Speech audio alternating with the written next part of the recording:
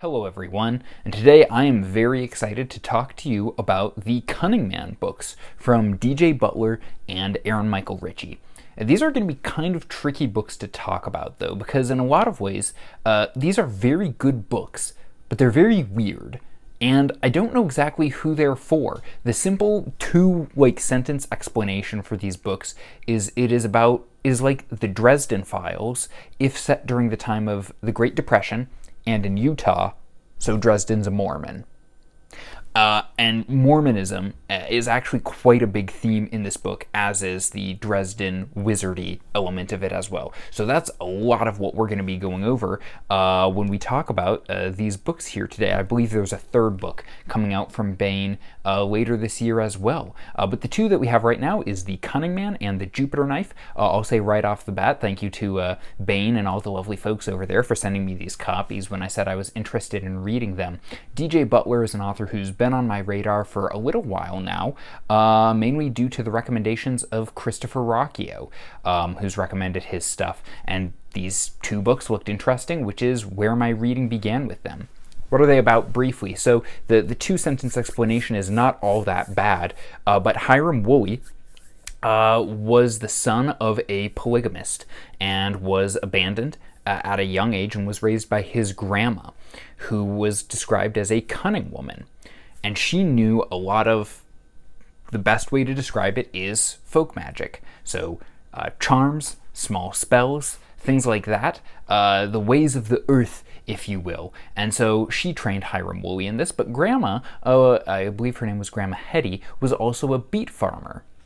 So yes, Hiram Woolley is my second favorite beet farmer in fiction, media, however you want to describe it. So not only is he a beet farmer, but he is also, as the first book implies, a cunning man. He doesn't like the word wizard. He certainly doesn't like magician, and that makes other fellow Mormons very uncomfortable when you start using words like that. So if he has to put a label on himself, he'll call himself a cunning man.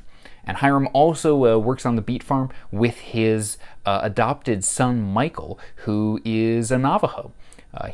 Hiram fought with Michael's father in World War I, and then when Michael's father was killed in the war, Hiram adopted Michael and raises him. And so there's this very interesting contrast throughout the stories between Hiram, who's a deeply religious person, is a very devout Mormon, but also practices this folk magic, and also Michael, who is not only not a Mormon anymore, is actually an atheist. He calls himself an agnostic to make his dad feel better, but is an atheist and is very much into science, science magazines, but also like science fiction and pulp magazines as well. But he's a very rationalistic-minded person. And these two books, whereas the Dresden Files books are marketed sort of as like fantasy mystery, but tend to be more of action novels in a lot of ways, the Cunning Man books actually are like fantasy mystery novels, where the cases involve supernatural elements. So in the first book, there is a mine, so for people mining coal in Utah, that has been shut down, and it is unclear whether this is due to conflicts between the siblings who run the coal mine, or whether there's maybe something supernatural going on, maybe a ghost of a former owner who's negatively affecting the mining operation. And then in the Jupiter Knife, there's a little ghost boy that Hiram and his son encounter that seems to be tied into a murder that has just taken place in the town that they were visiting, trying to help out. And this is where we get into a little bit of the character of Hiram Woolley. How does he get involved in these situations? Sort of what is his main thrust as a character? And that is that Hiram Woolley wants to help people. It's almost as straightforward and simple as that, which may sound boring, but it's really not. So Hiram Woolley, being a religious man, being a person of faith, has this problem that basically all people of faith do, which is called the problem of pain. This is one of the big arguments for atheism, is if you believe that God is good and all-powerful, if he's all good and all-powerful, how is there so much suffering in the world around you? And this is actually a discussion that Hiram has at one point in these books, and his answer is basically, I don't have a good explanation for it, I don't have a clear reason for why God allows suffering, but I believe that he has given me eyes to see the suffering around me, And because I'm his son, as a son of God, it is my job to try to alleviate as much suffering as I can and do good for the people around me in as many ways as I can as well. And so that motivates him a lot through the story, even for people who, the biblical command to love your enemies. Hiram embodies that sort of to the nth degree, to his own detriment at many times. So we'll talk a little bit more about what these books are about and what I find so fascinating, but you can already hear in these descriptions why these are weird books and why they're difficult to recommend, because they're very deeply religious in a lot of ways. So the skeptical atheists or the more antagonistic agnostic types aren't going to want to read it because Hiram prays like every other chapter. There's scripture frequently quoted. There's a lot of theological beliefs that are debated throughout these books. So more secular atheistic types who don't want to read about that are going to be turned off by it, and some will still enjoy it, but some will be turned off by that. But also for the majority of religious types, at least in America, that are going to be reading this are going to be Protestants or Catholics. But Hiram Woolley is neither. He's a Latter-day Saint. And as we all know, they're obviously heretics. And I should say very quickly, that was a joke. I don't know if it came across very clearly, but that was meant as a joke. So just wanted to make sure we clarified that. So most Protestant and Catholics aren't going to be interested in reading about a character like that, where his faith is presented in a very positive light in terms of the books. Add on top of that, even for the people in religious groups who will be okay reading from somebody from a very different faith tradition, or at least different enough, not only is Hiram Woolley a Latter-day Saint, but he also practices some sort of magic. And this isn't like Harry Potter, I say a gibberish Latin word and, wave my wand around and now I levitate or now I can fly on a broomstick. The folk magic in these books is very subtle and very real feeling and will make some people uncomfortable because in general, religious traditions from the Judeo-Christian branch do not look favorably upon people who practice sorcery, witchcraft, any of the sort. This is where we get the satanic panic and all of that type of thing. But Hiram Woolley practices things that actually come from beliefs, superstitions, however you want to view it, folk magic practices that people have actually had. So I'll give you an example. So Hiram Woolley is trying to sneak into this one building at one point in the books, and there are dogs in the building, and if he tries to enter, the dogs are going to start barking, so he takes a dried dog's tongue and puts it in his boot, and the charm of the dried dog's tongue keeps the dogs from barking at him. And there's no magic system here. That's obviously something that DJ Butler likes talking about, is his opposition to magic systems. But that's the charm of the natural magic, if you will. Another example is at one point, some people are driving a car and the car stalls out and has been cursed, it's been hexed. And the way that the evil magician character has hexed the car is they took a scrap of paper and wrote out the Lord's Prayer backwards on it. And that was a hex that interfered with their usage of the car. So it's very subtle, like naturalistic magic, and so some people from religious traditions are going to be uncomfortable with that because it's not just, oh, fantasy physics, or oh, we're just making this up wholesale. It's much more grounded, much more real world. And so there's this clash between religion and science between Hiram Woolley and his son Michael, but there's also this internal conflict almost within Hiram because you get the impression that he's just trying to help people in the best way that he can, in the best way that he knows how. And he's going to use all of the tools that are available to him. If that's prayer, he prays for a lot of people. If that's spiritual assistance, he'll do that. Or if it's using the folk magic that he knows, he's going to do that as well. What this reminds me the most of is if anybody, I don't know, like 10 people have read this book, so this is not a helpful comparison, but I'll use it anyway. If anybody has read the Space Trilogy by C.S. Lewis, at one point in one of the books, the wizard Merlin from the Arthurian mythos shows up. And Merlin is working with a group of Christians, but Christians, once again, generally don't look favorably upon magic, don't generally look favorably upon wizardry, at least in a literal world context. But Merlin actually practices magic in these books, and he's sort of this liminal figure where the Christian characters say, hey, like maybe this was something that was lawful in times before Christ. Probably wasn't even that lawful then, but like it's sort of in a gray area. You're fighting for the good, but you're using means that religious people aren't comfortable with. And maybe there's a distinction here, because often sorcery that's condemned, or witchcraft as it were, is the use of trying to take my own human will and my own human desires and trying to take a deity or a supernatural force and forcing it to my will. Whereas prayer is almost the opposite, where it's taking my will and what I want and it's surrendering it to a deity, asking the deity to have their will be done. So that's sort of a push and pull that happens within Hiram.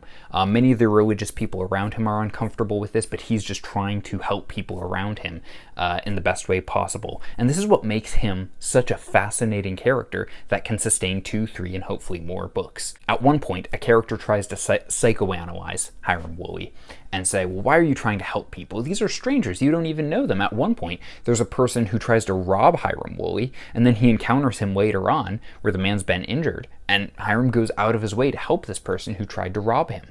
And somebody tries to psychoanalyze him at one point in the book and says, well, is this because your father was a polygamist and he abandoned you and your mother, and so, you were abandoned as a child, and so you're trying to make sure that nobody else has ever abandoned like this ever again, and so you're trying to right that wrong, to have peace with yourself. And Hiram kind of blows that off and is basically like, no, it's just because I believe that this is what God has called me to do. I'm doing this simply because I think it's the right thing. It almost reminded me in some ways of the idea of that you get in like Raymond Chandler of the noir detective. Chandler's famous line of down these mean streets, a man must go who is not himself mean. And there's almost a noir vibe to these books simply because of the time period, it being, in the time of the Great Depression. Another character at one point says that Hiram is a man not of this, what was the specific phrase that he used? He's a man not of this century.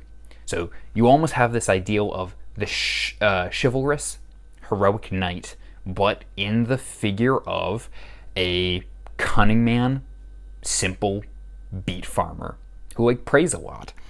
So that's really interesting. When's the last time that you read a fantasy novel where the main character's strengths that save the day weren't his physical strength, weren't his ability to use the magic more than his opponent? It wasn't his skill with a sword or his ability to outwit somebody. The character traits of your protagonist that help save the day were his compassion, his kindness, his humility. I've never read, at least not in a very long time, a fantasy novel where those are the primary positive attributes that save the day in the main protagonist. That is crazy to me. I'm going to talk a little bit more about, I know we've talked about the magic already, but I want to touch on this again because this is fascinating to me, sort of how DJ Butler and Aaron Michael Ritchey use this. Because, first of all, they're using at least the trappings and maybe some of the practices of folk magic, but it's distinctly not that Hiram's contacting demons or other supernatural entities. In fact, it's the exact opposite, because many of Hiram's charms or spells or prayers that he gives specifically won't work. So the dog tongue thing won't work if he's in a state of sin. If he's doing it for selfish reasons, or if he's doing it to say, snoop up on somebody who's innocent, who hasn't actively committed a sin or a crime that he's investigating, then his cunning craft does not work. If he's not in a state of grace, if his soul is not right with God, then the skill that he had is no longer effective, which is a really weird way of practicing, having magic in a fantasy novel. Now, at the end of the day, it is fiction. It is just a fantasy novel. It's not actually a real account of a real person. So at the end of the day, there is still some suspension of disbelief that's happening there. But I find that very interesting. So DJ Butler, in terms of his opinions on the fantasy genre, he's said that there's 2 main sins that he sees. that modern fantasy commits. And one is sort of what he describes as a sophomoric nihilism in the form of grimdark, and the second is magic systematizing it. And that magic actually in the real world, in the way that it was practiced, has a lot more to do with religion than it does with Jack Vance style sci-fi physics and gaming mechanics that have kind of taken over the way that we view magic, thanks to authors like R.A. Salvatore, Brandon Sanderson, Brent Weeks, what have you. And so what's interesting is that these books almost counteract both of these things. You have a very upright, heroic, moral character who's trying to do the right thing based on what he believes God is calling him to do, and yet is living in a world that's very dark, and there's some very evil people that he's having to face up against in these books. The authors, Ritchey and Butler, are not shy about showing how evil some of the people are in Utah that Hiram Woolley has to face up against. So it's not like they're naive to this, but the image of a hero that they present is incredibly compelling and is sort of a counteracting to that idea of there's no purpose in life, and that sophomoric grimdark view that Butler so strongly disagrees with. And then also the magic system thing. Obviously you have that almost refuted here, where you have the folk magic, but then you also have the system, if you will, of actual science, where you have Michael disagreeing with Hiram on issues of religion, and his science being sort of the grounding that he uses in those arguments. So that's another thing that I find really interesting here. That relationship, I probably should have said this earlier, that relationship between Michael and Hiram is one of the most interesting things that will keep you going through these books. The way that they have so different worldviews, and yet they deeply love each other. They have some great banter back and forth. It's one of the best written father-son relationships I've ever read in a novel, not just fantasy, but ever. And it really keeps the momentum going through the story, and how both of them actually change in response to the other one and out of love for the other one. So I guess in conclusion, guys, more people need to check these out. These are great books. They're both relatively short, as you can see here. Yeah, this one is just over 300 pages. They're both of about the same length.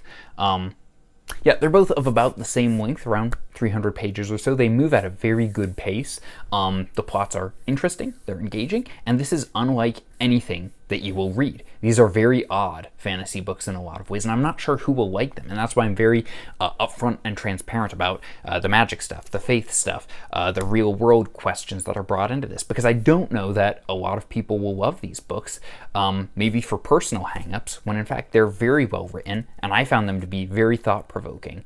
It's been a long time since I've read a book that was so tailor-made for me, both in the weird, the faith questions, and just how well written and entertaining they were all at the same time. So these are definitely some of my favorite books that I've read all this year. I went right from The Cunning Man into The Jupiter Knife, one after the other. And I think they're both of equal quality. There's no dip. I think they're both excellent. And for a lot of people, they'll say, I want to read something different. I want to see something I haven't, seen repeated over and over again in the fantasy genre. And you get it here. And you get it here without having authors who are, doing a bunch of drugs, having weird sex stuff, writing novels that are so indecipherable that you can't make heads or tail of it. They're straightforward. They're easy to understand. They're very entertaining books, but there's a lot to chew on here. There's a lot of interesting stuff going on here. So I can't wait for book 3 to come out later this year. I know I've mostly spoken about DJ Butler's beliefs here and sort of his philosophy, and that's just because I've heard him in interviews and I'm more familiar with that rather than Aaron Michael Ritchey. But I'd be happy to talk to one or both of them, I guess is the phrase, about these books. And I'd really like to see where they take things in the third book, because these have been some of the most fascinating fantasy novels that I've read this year. So hopefully I haven't rambled too long here today about these books, but I appreciate you guys watching this. This is like when I started this channel, and I'm like, I'm not just going to cover Sanderson and John Gwynne and Malazan and what everybody else has covered. That's one of the reasons why I haven't made a ton of videos about A Song of Ice and Fire or Sun Eater, even though I love both of those a lot, as a lot of people talk about that. These are exactly the type of books that I was wanting to cover when I started this channel. Great, excellent fantasy, very well written, very engaging characters, and really deep, interesting questions at the heart of them. that nobody else is talking about. So be sure to check them out. Thank you guys for watching. I'll see you next time. Take care.